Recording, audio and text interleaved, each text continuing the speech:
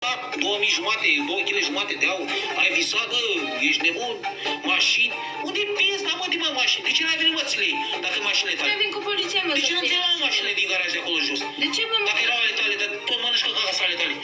S-a luat BMW, că ți-o luat frate meu. Bă, ai cumpărat un BMW, da? E din banii mă, uite actele, că eu m-am uitat, am găsit talonul, cartea verde.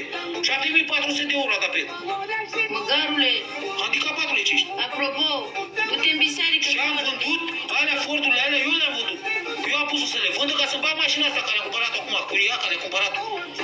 Nebunule, și nu-i Mercedes verde, cum ai zis tu, e Fiat, e 2000, cât e mă, 2010, 2008, e din ăla modelul, ultimul, penultimul model. Handicapatule ce ești. Apropo, măgarule, mă, ăsta care e puța hoit, adu-ți aminte că oricât te spălai puței. Ascultă-mă, taci un pic, Ștefan, te rog eu.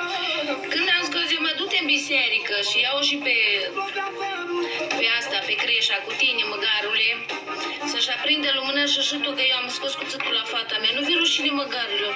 Bă, ăștia care ați abandonat copii, tu doi și aia la între trei. Și ea vorbește, eu sunt curvă.